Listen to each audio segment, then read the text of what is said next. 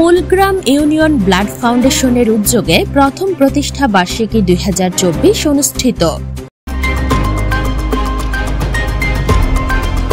ব্রাহ্মণবাড়িয়া কসবা উপজেলা Mulgram union blood ফাউন্ডেশনের উদ্যোগে প্রথম প্রতিষ্ঠা বার্ষিকী ও রক্তদাতা স্বেচ্ছাসেবীদের মিলন মেলা ও সম্মাননা স্মারক প্রদান বুধবার চারগাছ নুরুল ইসলাম ভূঁইয়া ডিগ্রি কলেজে অডিটোরিয়াম রুমে অনুষ্ঠিত হয়েছে। এই সংগঠনটি শুধু ব্লাড নয়, বিভিন্ন সামাজিক উন্নয়ন করে থাকে, যেমন বৃক্ষরোপণ, ইফতার সামগ্রী ও শীতকালে কম্বল বিতরণ করে থাকেন। মূলগ্রাম ইউনিয়ন ব্লাড ফাউন্ডেশনের প্রতিষ্ঠাতা সভাপতি আজমির গাজীর সভাপতিত্বে ও সাইফুর রহমানের পরিচালনায় প্রধান অতিথি হিসেবে উপস্থিত থাকেন জনপ্রশাসন মন্ত্রণালয়ের উপসচিব ডাক্তার শফিকুল ইসলাম। আরও উপস্থিত ছিলেন ব্রাহ্মণবাড়িয়া জেলার সামাজিক সংগঠনগুলো।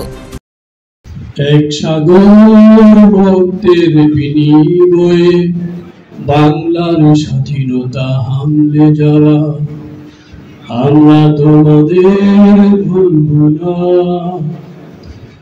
আমাদের মুক্তিযুদ্ধের গান, ঠিক আছে?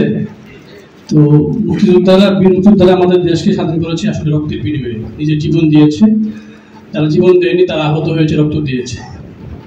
তো খেয়াল করে দেখবেন ওই সময়ে 1971 সালে যারা মনে মনে ঠিক করছে যে রক্ত আমি দিব না, আমার জীবন দিব না, জীবন হানি হোক, কেমন কাজ করবো না, মানে জীবনের রিস্ক আমি নিব না, এক ফোঁটা রক্ত যাবে সেটা দিব না, তারা কিন্তু মুক্তিযুদ্ধ যায়নি। মুক্তিযুদ্ধ যারা গিয়েছে তারা এটা চিন্তাই করে নাই যে জীবন যাবে লাগলে কিন্তু আহত হইলে হবো, পা কাটা পড়লে পড়বে, কিন্তু আমি যাবো যুদ্ধে। এই সময় যারা রক্ত দিচ্ছেন আপনারা খেয়াল করে দেখবেন, যদি তখন আপনারা বেঁচে থাকতেন আপনাদের মতো থেকে 2-3টা একজন মুক্তিযুদ্ধে, মানে যারা সামান্য ব্লাড দিতে পারবে না, খেয়াল করবেন, যারা সামান্য ব্লাড দিতে পারবে না সে যাবে মুক্তিযুদ্ধে, বিশ্বাস হবে না?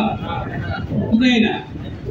আপনারা যারা ব্লাড দিচ্ছেন তারা আসলে বেসিক্যালি ওই ধরনের স্যাক্রিফাইস মাইন্ড আপনার আসে।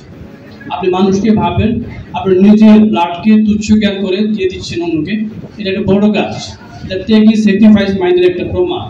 তো সেই কাজের সঙ্গে সম্পৃক্ত যে সংগঠন মূলগ্রাম ইউনিয়ন ব্লাড ফাউন্ডেশন, এই ফাউন্ডেশনের আজকের যে অনুষ্ঠান সেই প্রথম প্রতিষ্ঠা বার্ষিকী উপলক্ষে উপস্থিত।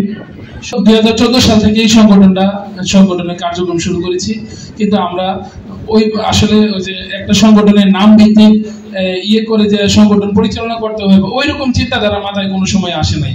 আমরা জাস্ট যারা যেভাবে পারে, যেমন কাইতলা দক্ষিণ blood foundation, Kasba blood foundation, Brahmanbaria blood foundation, তারা আমাদেরকে যখন ফোন দিত আমরা রক্ত দিতাম, আমরা চলে যেতাম, আমরা রক্ত আরো যারা আছে তাদেরকে ব্যবস্থা করে রক্ত দিতাম। এভাবে সংগঠন পরিচালনা করার আগে তুমি নিজেকে বিশ্বস্ততা হিসেবে, তুমি যে একটা বিশ্বস্ত ব্যক্তি সেটা আগে মানুষের কাছে উপস্থাপন করো।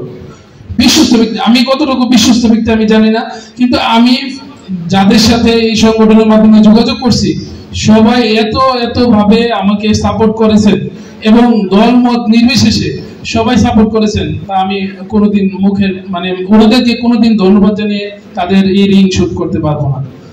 সর্বোপরি এই সংগঠন আজ 1 বছর পূর্তি হয়েছে। এই 1 বছর পূর্তি হওয়ার পিছনে অনেক শ্রম, অনেক বাধা।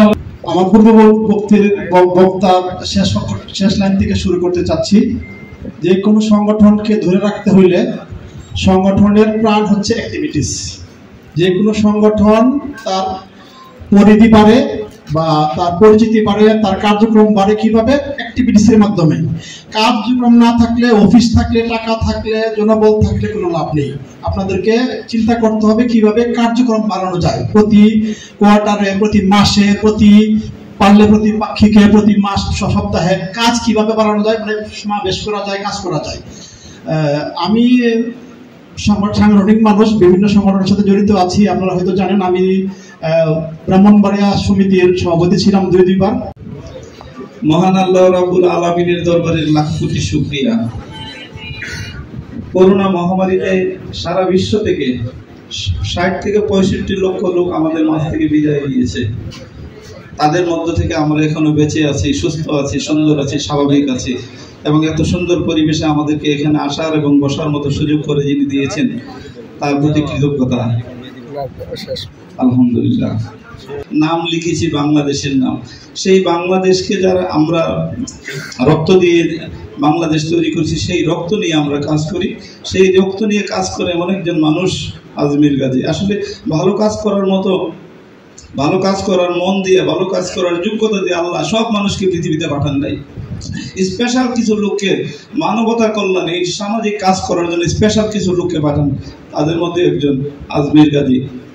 তো সবসময় এই ধরনের যারা কাজ করে তাদের পাশে আমরা তো সবসময় ছিলাম, আছি এবং থাকবো। News desk, বিজনা TV.